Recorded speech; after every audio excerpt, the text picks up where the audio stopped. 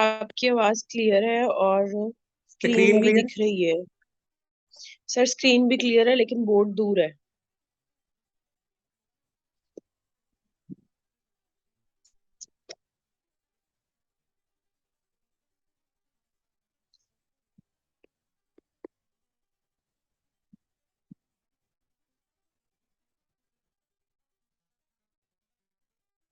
थोड़ा सा क्लोज कर।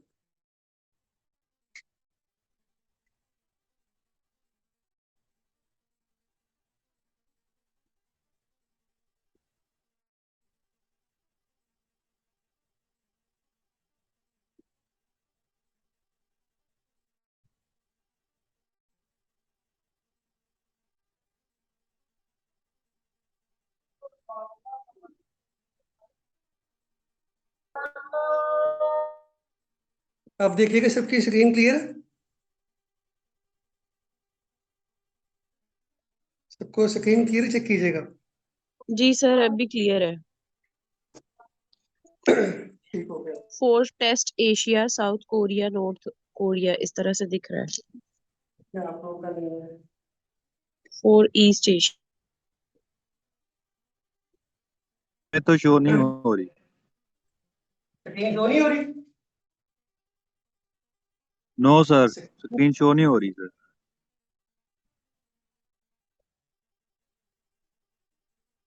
स्क्रीन क्यों नहीं शो हो रही? अब देखिए। सर हो रही है। सर हो रही है बाकी शो सब अभी। बाकी सबको भी हो रही है शो, बताइएगा।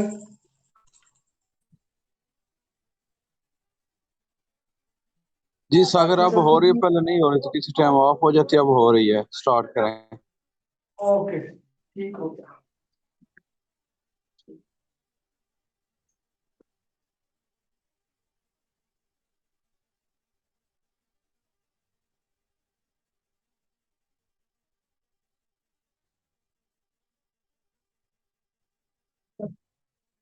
अस्सलाम वालेकुम स्टूडेंट्स, क्या हाल चाल है आप सबके? ठीक है। मेरा नाम सागर नकवी है। स्कॉलर एकेडमी के प्लेटफॉर्म से आप लोगों के साथ आज हमारी पहली डेमो क्लास है। ठीक हो गया। और ये स्पेशल क्लास है असिस्टेंट डायरेक्टर एएसएफ वाले बच्चों के लिए।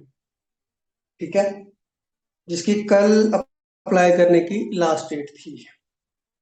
इसके अलावा एक और एडवर्टाइजमेंट भी आई है पीपीएससी के थ्रू। जो बच्चे पंजाब से हैं वो लाजमी उसके ऊपर अप्लाई करें, असिस्टेंट की BS16 की। ठीक है। अच्छा, असिस्टेंट डायरेक्टर एएसएफ के हवाले से जो हमारा सिलेबस है ना, वो कुछ इस तरह से है। उसमें आपका एक पोर्शन मैथ्स का है,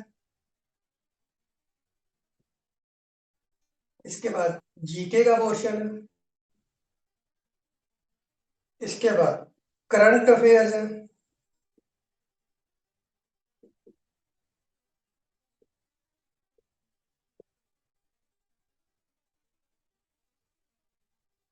फिर इंग्लिश का पोर्शन है आपके पास, और लास्ट में आपके पास एएसएफ एक्ट का पोर्शन है, सिक्योरिटी मेजर्स का।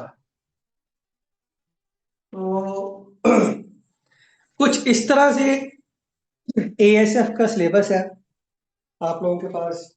ठीक है। और ये सारे सब्जेक्ट्स आपको प्रॉपरली कवर करवाए गए। जीके वाले पोर्शन में पाकिस्तान स्टडीज आ जाएगी आपके पास,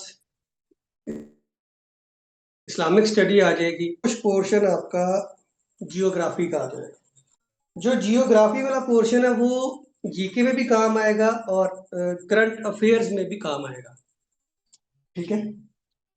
करंट अफेयर्स में इस तरह से काम आएगा कि इस टाइम दुनिया में चल क्या रहा है। ठीक है, दुनिया में क्या चल रहा है। तो स्टार्ट करते हैं हम लोग जियोग्राफी से, जो हमारा आज का टॉपिक है।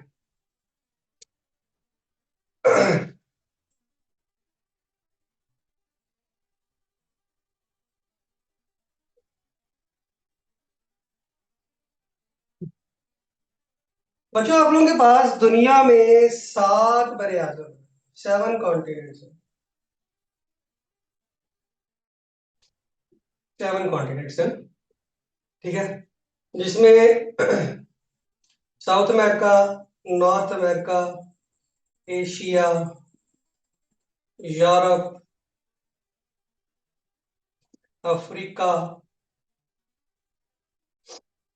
ऑस्ट्रेलिया और लास्ट में है अंटार्कटिका।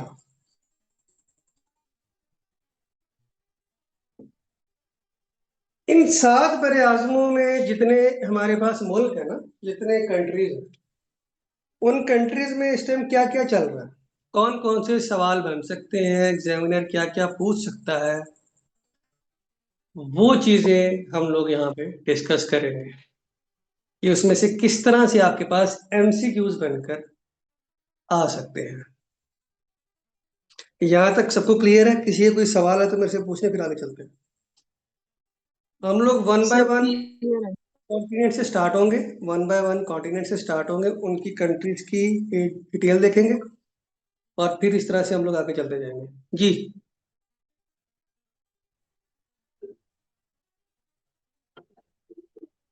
किसी का कोई सवाल है? कोई बच्चा पूछ रहा था एक। नहीं सर, क्लियर है, आप कंटिन्यू करें। सबको क्लियर है? आगे चले। जी सर। बाकी बच्चे भी मुझे बता दें, आगे चले। अगर बोल नहीं सकते तो मैसेज करके लिख दे, मैं देख लूंगा।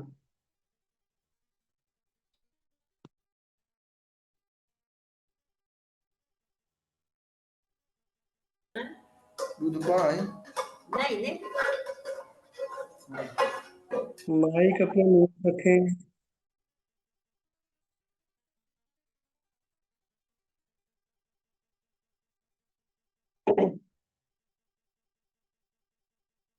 है, आगे चलते हैं।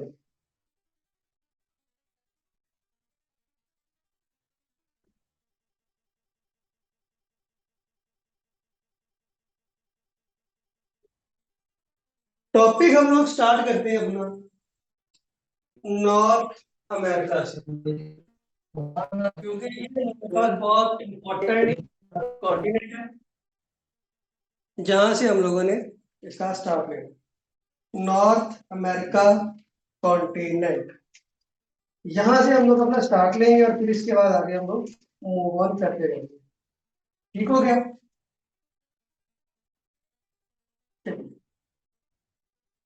जी सर, ठीक है। सबसे पहले इसका थोड़ा सा मैप देख लें।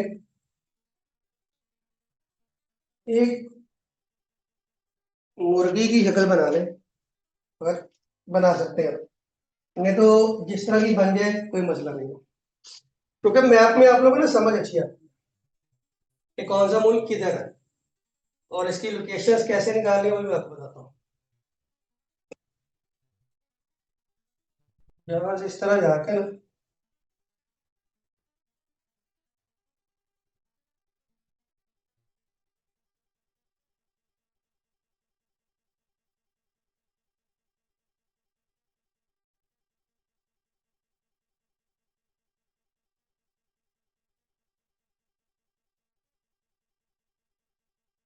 इस तरह इसकी एक शक्ल सी बना दें।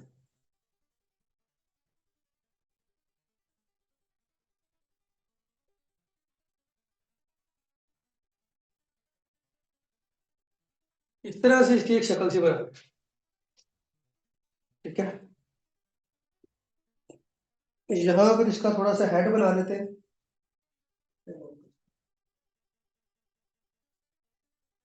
यहाँ इस तरह इसकी हेड, थोड़ा सा हेड बना लें इसका।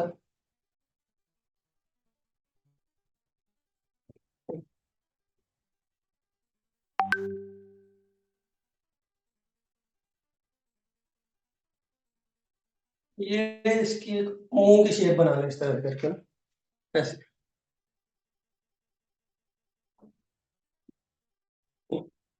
एक यहाँ पर इसकी बना लें आप दो, छोटी सी। उसके बाद इसकी 2 टांगे बनाए।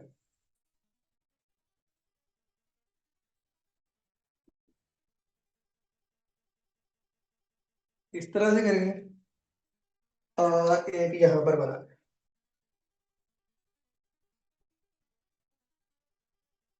अच्छा, अब इस पूरे नक्शे बनाने का मकसद क्या है? इसमें जो जो मुल्क है वो आपको समझ आ जाने चाहिए कैसे। जब भी आप लोग कोई नक्शा बनाएंगे, सबसे पहले आप उसकी डायरेक्शन फाइंड आउट करेंगे। जब भी आप लोग कोई मैप बनाते हैं तो सबसे पहले उसकी डायरेक्शंस निकालते हैं। आप डायरेक्शंस कैसे निकालनी है? सबसे टॉप पे ऑलवेज नॉर्थ रहेगा, बॉटम पे साउथ। टॉप पे नॉर्थ, बॉटम पे साउथ। फिर सेंटर में लिखना भूई। जिस तरफ डब्ल्यू होगा वो साइड होती है वेस्ट, जिस साइड ई होगा वो साइड होती है आपकी ईस्ट। ठीक है। बाकी इसके सारे ऊपर वाली साइड्स पे ये सारा समुद्र है, इसकी चारों साइड में ये सारा समुद्र है इस तरह से।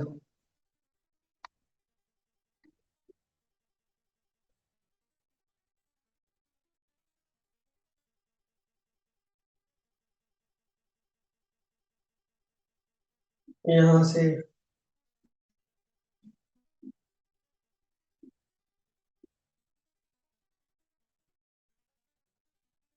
अब ये समुंदर कौन कौन से है इसके साथ, सबसे पहले वो देख लें।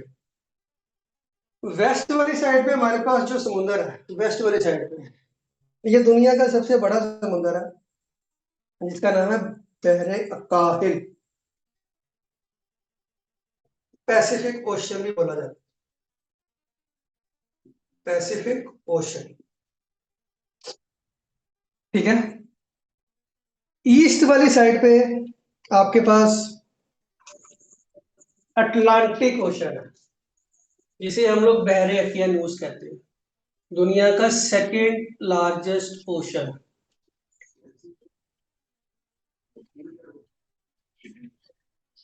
पैसिफिक ओशन और आपका अटलांटिक ओशन। अगर वो एमसीक्यूज में पूछ ले कि नॉर्थ अमेरिका के वेस्ट में कौन सा समुद्र लग रहा है, पैसिफिक ओशन।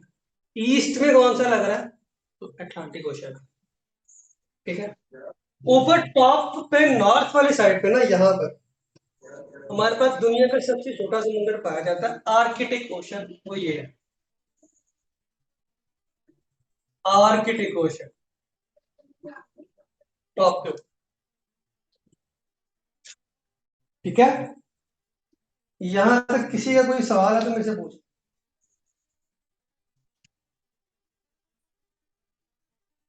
यहां तक किसी का कोई सवाल भी पूछना है तो मेरे से पूछ। नो सर, फिर आगे माशाल्लाह बहुत अच्छा, मजा आ रही।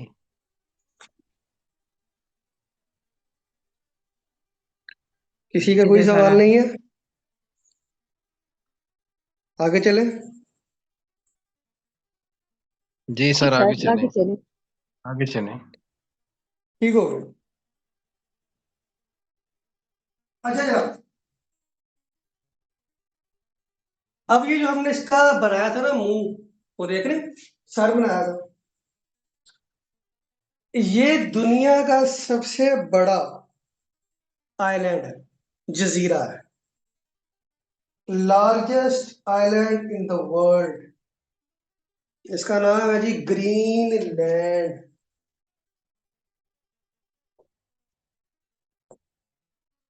ग्रीनलैंड।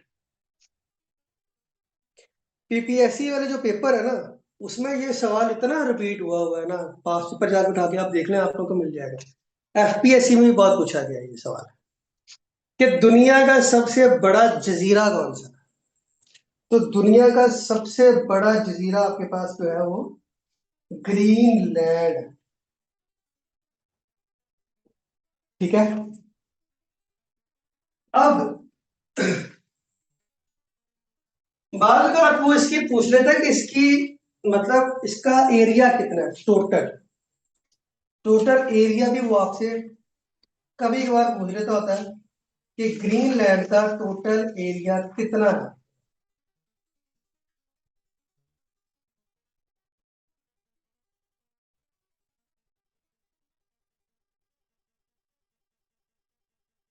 ग्रीनलैंड का बच्चों टोटल एरिया हमारे पास 2.2 मिलियन के करीब है स्क्वायर यार्ड में ना, 2.2 मिलियन है, I think so.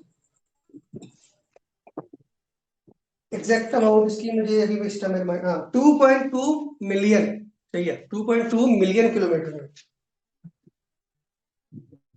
2.2 million kilometre square में ये फैला हुआ है पूरा।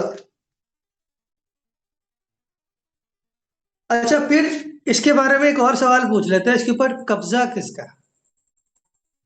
ठीक है, वो भी मैं आपको बताता हूँ कि इसके ऊपर कब्जा किसका है। लेकिन उससे पहले ना, ये जो हमने एक जानवर सा क्रिएट किया है ना, इसके सेंटर से इसको दो हिस्से करें, इसके सेंटर से ना इसको दो हिस्सों में डिवाइड करते हैं। अब डिवाइड क्यों करना है बताता हूँ। इस तरह से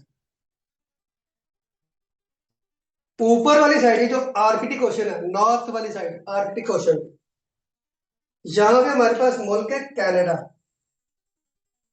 सुना होगा नाम कनाडा। नीचे वाली साइड पे है यूएसए, अमेरिका। ये दो मुल्क।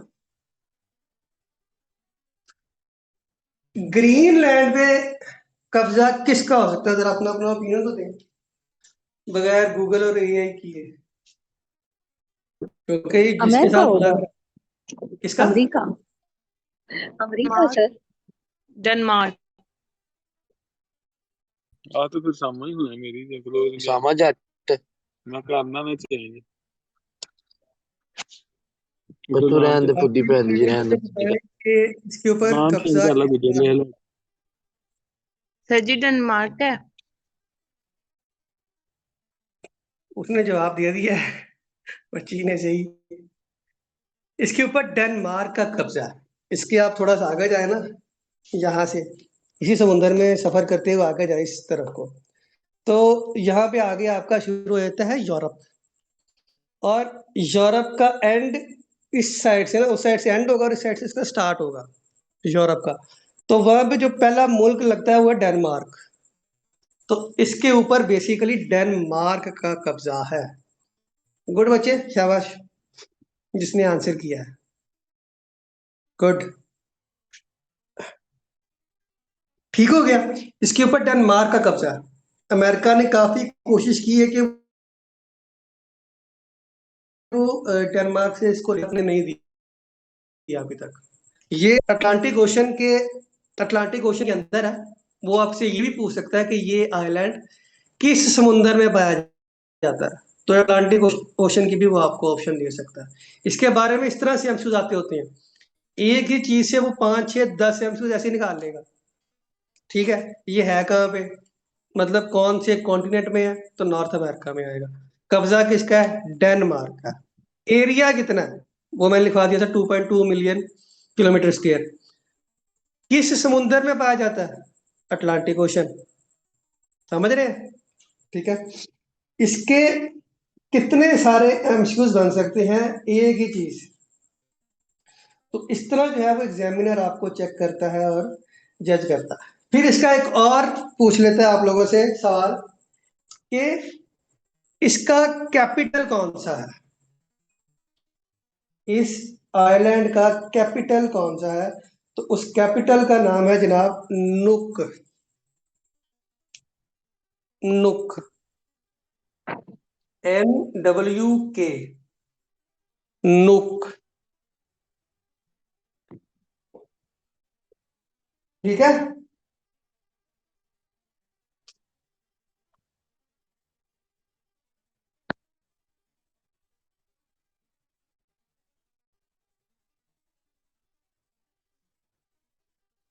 आगे चले,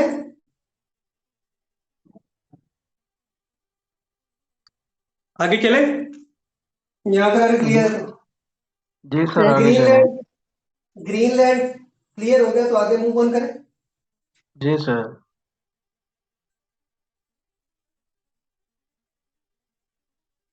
मेरे पास स्पेस नहीं, मैं यहाँ पर लिख रहा हूँ, थोड़ी सी इंफॉर्मेशन दे रहा हूँ।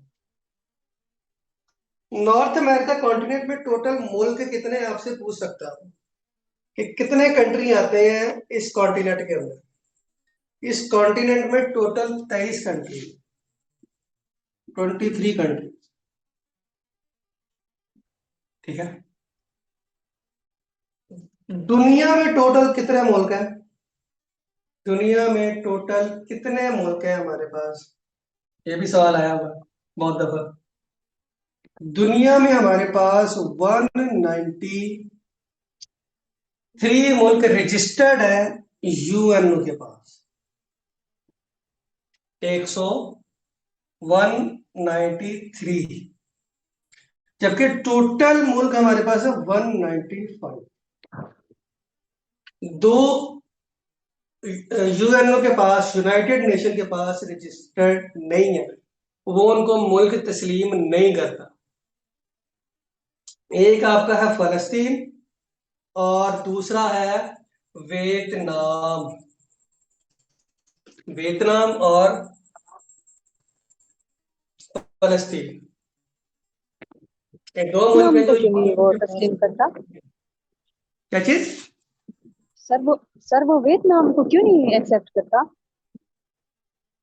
उसका भी हाल वही वाला, फलस्तीन वाला। वो जापान और चाइना के आपस की क्लैशेस की वजह से ना वो थोड़ा सा हुआ है, लेकिन आने वाले वक्तों में ये कभी ना कभी ऐड हो जाएंगे जरूर। यूएनओ में ये दोनों मुल्क ऐड हो जाएंगे। जैसे फलस्तीन एक मुल्क है, लेकिन यूएनओ एक्सेप्ट नहीं करता, वो करेंगे जी ये इसराइल के अंदर शामिल है। ठीक है, इसराइल एज अ मुल्क उन्होंने एक्सेप्ट किया हुआ है, लेकिन वो फलस्तीन को नहीं मानते कि ये इसराइल का पार्ट है, वो उसको सेपरेट मुल्क तस्लीम नहीं करते। ठीक हो गया? सर ये इधर इंटरनेट पर 196 ममालिक आ रहे हैं दुनिया में इस वक्त, टोटल 196 ममालिक। अच्छा, वेटिकन सिटी भी एक मुल्क है जो दुनिया का स्मॉलेस्ट कंट्री है। ठीक है, वो आपके पास अभी बिल्कुल नया रजिस्टर्ड हुआ है और ये इटली के अंदर पाया जाता हाँ वो है। इटली की रोम का एक, रियासत है, कैथोलिक इटली उधर की एक वो सारी रियासत थी, चीजें हैं। इटली का एक शहर है रोम। रोम के अंदर है बेसिकली वेटिकन सिटी, जिसको हम्म, स्मॉलेस्ट कंट्री का अभी उसको तौर पे शामिल किया गया। ये मैं आपको पिछला डाटा दे रहा हूँ जो पास पेपर के अकॉर्डिंग आ रहा है। अगर तो वो रिसेंटली उठाएगा तो वो 196 का ऑप्शन आपको नहीं देगा, वो आपको 194 का देगा। 194 का इसलिए देगा क्योंकि जो यूएनओ के पास रजिस्टर्ड है, अगर 194 का ऑप्शन नहीं होगा तो वो ऑप्शन 193 मुल्क होंगे। ठीक अभी है, अभी मैंने देखा 96 बता रहे थे। समझ नहीं आई? मैंने कहा अभी अभी मैंने देखा कि दुनिया में टोटल कितने ममालिक है, तो उसमें 196 बताया उसने, मैंने अभी देखा। मुझे ये आपकी बात की इंटरनेट पर समझ नहीं आ रही, क्या कहा आपने?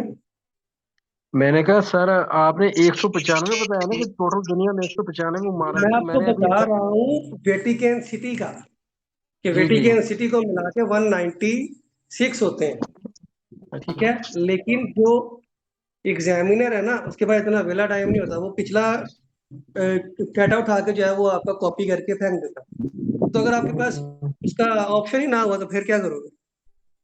हाँ, ये वैसे मैंने एक किताब में अभी हाल ही में पढ़ा है, ये भी वेटिकन सिटी का भी मैंने पढ़ा है, इसका नाम है कि दुनिया का सबसे छोटा मुल्क कौन सा है, वेटिकन सिटी, इस तरह करके। वेटिकन सिटी, जी ठीक है। ये आपको मैंने बताया। हाँ, इटली के अंदर है, इटली का शहर है रोम, रोम के अंदर है ये। जी जी जी सर। अच्छा, आगे चलते हैं। अच्छा, हमने इसका नीचे ये दो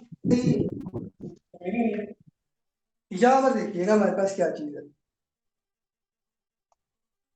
यहाँ पर एक मुल्क बनता है हमारे पास जिसका नाम है जनाब मैक्सिको। मैक्सिको,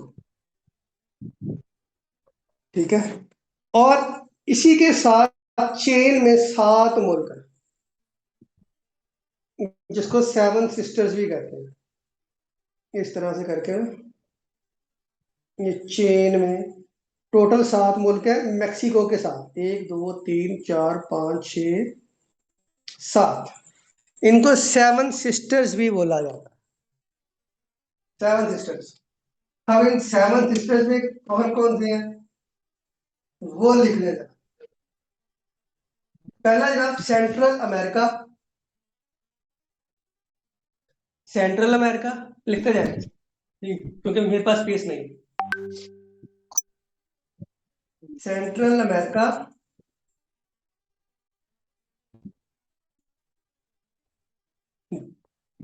मन के अंदर टीम पर लिख देता हूँ,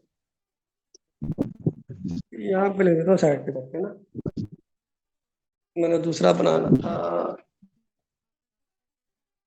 यहाँ लिख रहा हूँ, देखते जाइए।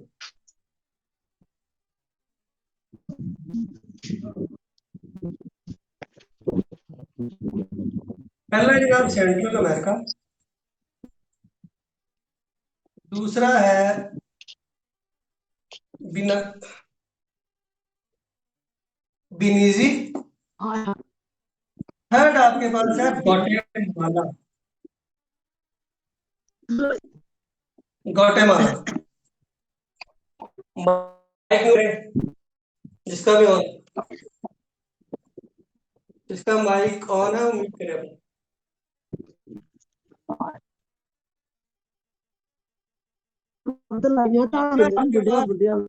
Salvador, Salvador. पांचवा आपके पास है जनाब हेंडरस, पांचवा है हेंडरस।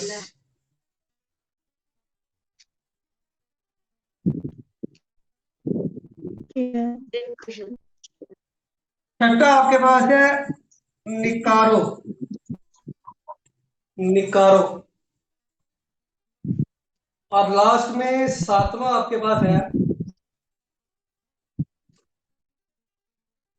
Costa Rica, Costa Rica.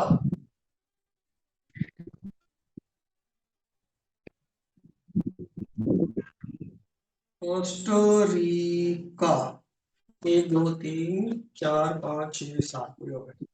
कोस्टरिका, ये वाला जो मुल्क है ना, एंड पे एक और भी छोटा सा कंट्री है क्योंकि साउथ अमेरिका, इसके नीचे साउथ अमेरिका बिल्कुल, साउथ अमेरिका को नॉर्थ अमेरिका के साथ लिंक करता है, वो कंट्री है जनाब पनामा, जहां से आपकी पनामा लीक्स भी आई थी, ये मुल्क। Excuse me sir. जी जी, सर बोर्ड बार बार ऐसे जैसे बंद हो जाती स्क्रीन, फिर ऑन होती, बार बार ऐसे हो रहा है। एक मिनट चेक कर लेता हूँ। स्क्रीन बार बार चली जाती है फिर आ जाती है, इस तरह से हो रहा है। अब ठीक है, जी अभी ठीक है। ओके। मौसम आज कुछ खराब है, बाहर बारिश हो रही है, इस वजह से आई थिंक सो उस तरह से कर रहा हूँ। इसको सेट करता हूँ।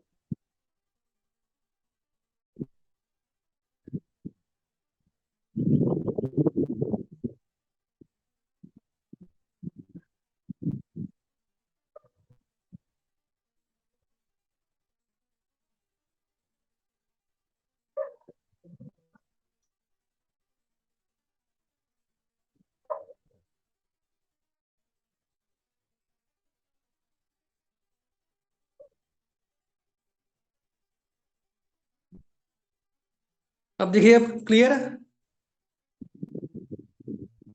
जी सर दिख रहा क्लियर है, बस बीच में दरम्यान में ऐसे जैसे स्क्रीन स्विच ऑन ऑफ होती है। उस दफा सिग्नल की वजह से हो जाता है। Okay okay. ओके, अच्छा, ये वाला जो कंट्री है ना, ये देखिएगा ग्वाटेमाला, ये तकरीबन यहाँ पे है। ये ये सब काशिफ अली, काइंडली आप अपना माइक ऑफ करें, आपकी वजह से हमारी स्क्रीन डिस्टर्ब हो रही है। अरे मैं कर देता हूँ। ये अल्लाह तो जल्द सजी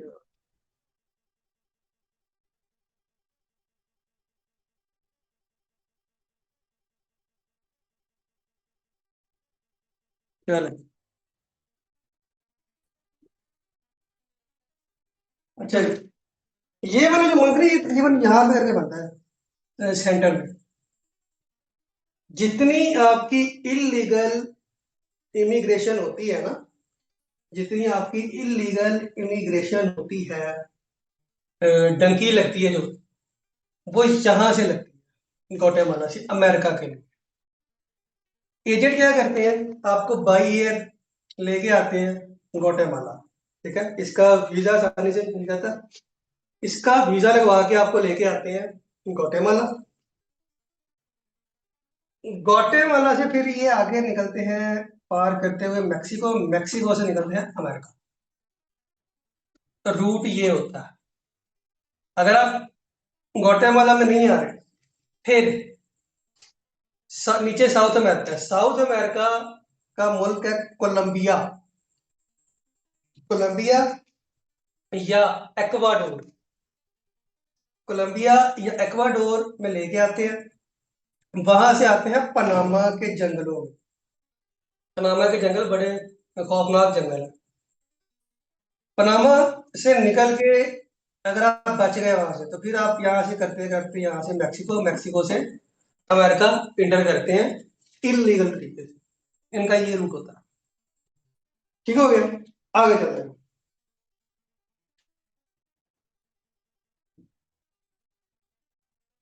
यहाँ पर दूसरी टांग एक बनाई थी, ये वाली तकरीब।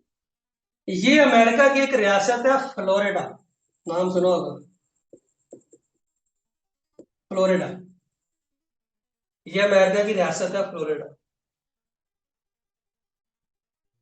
यहां पर आपके पास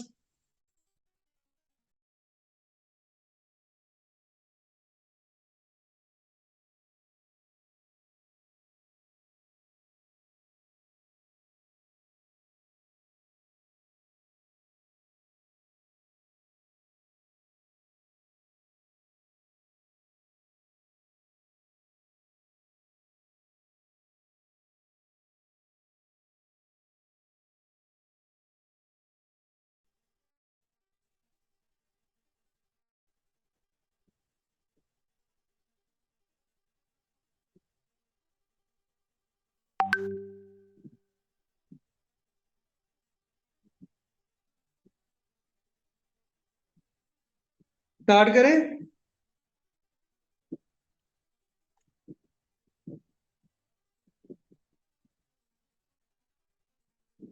तो एक बच्चा जी बता सर, दे, हम लोग यस कहाँ पर सर, थे, हम लोग कहाँ पर थे, स्टार्ट कर दें।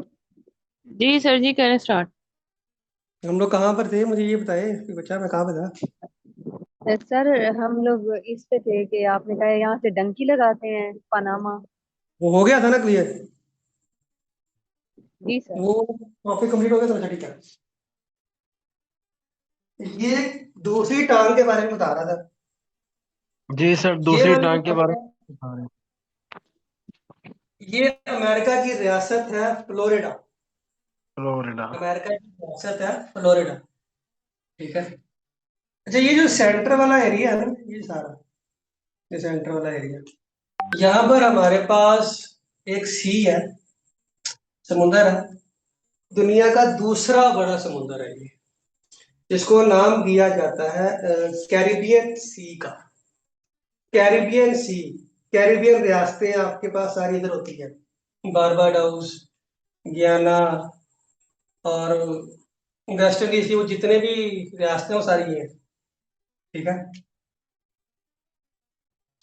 यहाँ पर ये जो एरिया है ना, ये जो एरिया है, ये इसको कहा जाता है gulf of Mexico. Gulf of Mexico, जैसे आपकी गल्फ इधर भी है ना, अरब की, अरब कंट्रीज को भी कहा जाता है, गल्फ कहा जाता है। Dubai, UAE, Oman, Saudi Arabia, Qatar, Bahrain वगैरह सारा जो है ना, गल्फ ये है। इसी तरह यहाँ पे भी गल्फ बनती है आपकी, गल्फ ऑफ मैक्सिको। और ये दुनिया की सबसे बड़ी गल्फ, सवाल ये बना हुआ है कि दुनिया में सबसे बड़ी गल्फ कौन सी है। तो सबसे बड़ी गल्फ आपकी जो है वो गल्फ ऑफ मैक्सिको है। इसी समुंदर के बीच में एक मुल्क है जिसका नाम है क्यूबा। ये क्यूबा रशिया के साथ है और अमेरिका के खिलाफ है। ठीक है, ये रशिया के साथ है और अमेरिका के खिलाफ है ये क्यूबा। उसके बाद ये एक दुम बनाई थी हम लोगों ने। यहाँ पर अमेरिका की ही रियासत है, हालांकि ये कनाडा के साथ है, मेन लैंड से हटके है। ठीक है, लेकिन इसके ऊपर कब्जा जो है वो किसका है? अमेरिका का। इसका नाम है जनाब अलास्का। इसके बारे में सवाल बहुत बना हुआ है। अलास्का ये 1867 में बाय की थी अमेरिका ने रशिया से। रशिया से बाय की थी। ये पहले रशिया का हिस्सा था। अमेरिका ने रशिया से इसको खरीदा था, इस रियासत को, अलास्का। इसके बारे में सवाल बहुत बनता है। 1867 में इसको बाय किया था। इसके बारे में भी सवाल बनता होता है, अलास्का के बारे में। 1867 लिख लेंगे, कहीं पे लिखना हो तो। 1867 में अमेरिका ने इसको खरीदा था रशिया से।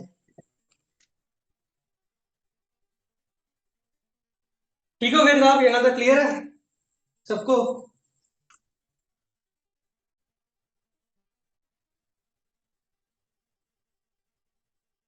सर क्लियर माशाल्लाह। चलो आज फिर इधर तक ही रखते हैं इंशाल्लाह। बाकी थोड़ा सा मैं आपको एकेडमी के बारे में बता दूं। जो हमारी डेली जो नए बच्चे हैं, हमारी डेली 1 आवर क्लास होती है। ठीक है, 8:30 से 9:30 बजे तक। आज लेट हो गई थी थोड़ी सी, ऐप में इशू आ गया था। डेली क्विज होते हैं ग्रुप में क्लास के बाद। डेली का आपका टेस्ट होता है 15 नंबर्स का। 15 मार्क्स का एमसीक्यू बेस्ड टेस्ट होता है। फिर वीकली टेस्ट होते हैं। रोज आपको डाटा शेयर किया जाता है। ठीक है, जो आपने तैयार करना होता है, और शाम में उसी डाटा में से आपका टेस्ट लिया जाता है। बाकी अलावा और भी टीचर सवाल है तो मेरे से पूछ। अब इसके जो जो क्वेश्चन है वो मेरे से पूछ सकते हैं। सर ये 2.2 यानी 2.2 किलोमीटर जो है टोटल, यानी कि इसका नॉर्थ एरिया अमेरिका का है। 2.2 billion million billion green land kilometre. का बताया। जी जी। ग्रीन लैंड का रखा। ओके, ग्रीनलैंड का है। ग्रीन लैंड का रखा है। और भी सवाल किसी का है तो मुझे बता दे।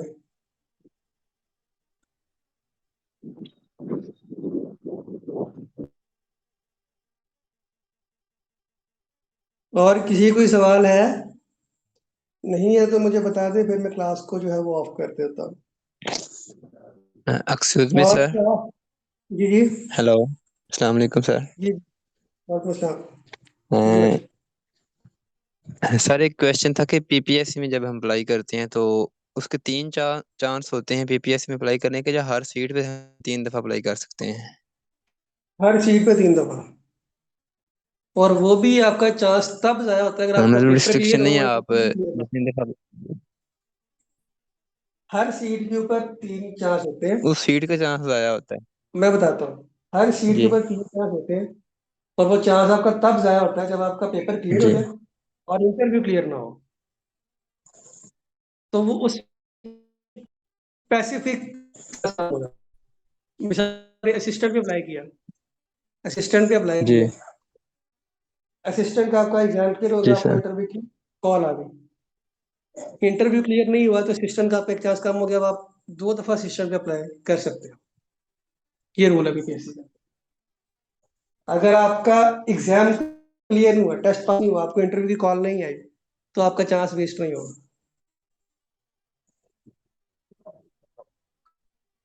और कोई सवाल किसी का? मतलब एग्जाम पास सर नहीं भी हुआ तो फिर भी चांस आया नहीं होगा, एग्जाम फेल हो गया आपका? एग्जाम, अगर आपको इंटरव्यू की कॉल, अगर आपको इंटरव्यू की कॉल नहीं आई तो आपका चांस जाया नहीं होगा। इंटरव्यू की कॉल ओके नहीं सर, आई तो थैंक चांस यू। जाया नहीं होगा। और कोई सवाल किसी का? सर एक बात ध्यान में आ रही थी, जिस तरह आवाज आ रही ना सर? जी जी आ रही। किसका है माइक? जी जी। सर जिस तरह फॉर एग्जांपल लेक्चरर के लिए हम तैयारी करें तो वो इंटर से लेकर मास्टर तक वो कहते हैं कि आप सारा का सारा सिलेबस तैयार करें। अभी सर जो हम ये आप सब्जेक्ट पढ़ा रहे हैं माशाल्लाह, तो जी इसका सिलेबस हमने कहाँ से कहाँ तक तैयार करना होता है? थोड़ा सा जेन में बात ये आई तो मैंने कहा पूछ। जर्नल सब ये सबका जर्नल सिलेबस होता है जी जर्नल सीट के ऊपर, यानी हर बंदा अप्लाई कर सकता है ना। जी जी लेक्चर आर के ऊपर होता है कि एक स्पेसिफिक सब्जेक्ट है, वो स्पेसिफिक सब्जेक्ट वाला बंदा ही अप्लाई कर सकता है। जी जी सर। ये सीट्स ऐसे हैं जिसके ऊपर हर बंदा अप्लाई कर सकता है, तो इसके लिए एक जर्नल सिलेबस होता है। और जर्नल सिलेबस ही मैंने आपको बताया था अभी स्टार्ट में कि ये हमारे सब्जेक्ट्स हैं, इन्हीं सब्जेक्ट्स के टॉपिक्स हैं जिसमें से सवाल बन के आते हैं। अच्छा ठीक है। स्टार्ट में असल में मैंने क्लास ली नहीं, मैंने बाद में क्लास ली तो मैंने कहा पूछ ली।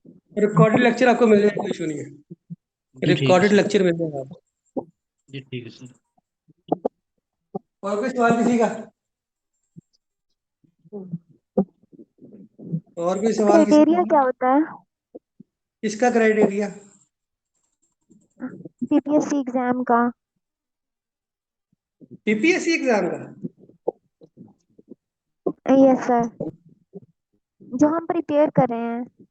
मीन्स कितने रिटन एग्जाम्स में क्या क्या होता है और फिर वाइवा में क्या कुछ होता है, कितने कितने मार्क्स का होता है?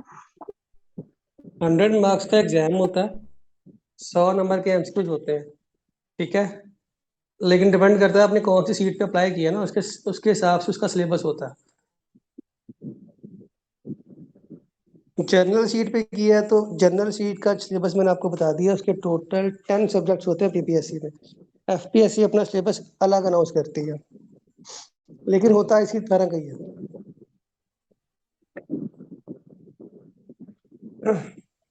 और कोई सवाल?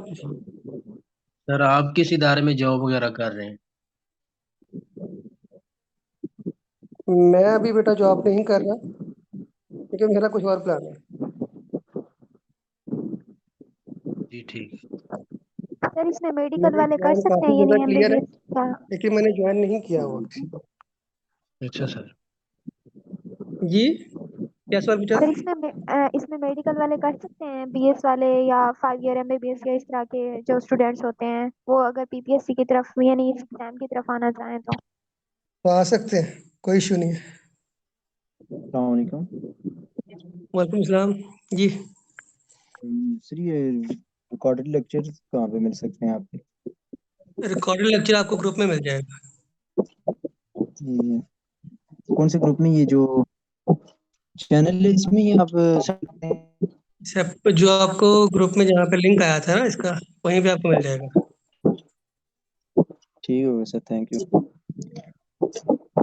और ये सर रिसेंटली जो टेस्ट हुए हैं इसके इंस्पेक्टर के जी एएसएफ, जी जी।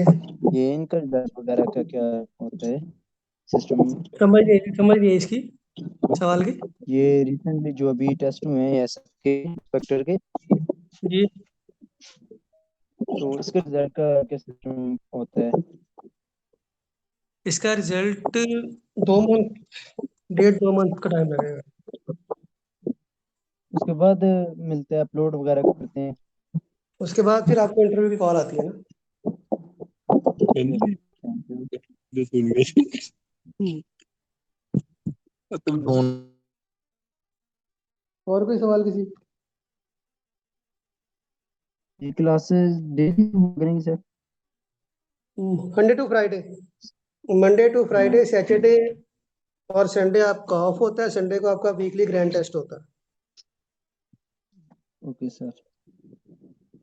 सर सैटरडे ईद है सर, फिर इस दफा यानी कि मतलब जुमे तक क्लास होगी या जुमे ऑफ होगा? जुमे तक होती है क्लास, सैटरडे संडे ऑफ होता है, मैंने अभी बताया। सैटरडे और संडे जो है वो आपका ऑफ होता है। जी सर, ईद जो है ना। जी जी। नहीं, वो ईद का तो जारी बात है, फिर ऑफ होएगा ना। सलामकुम सर। वालेकुम सलाम जी।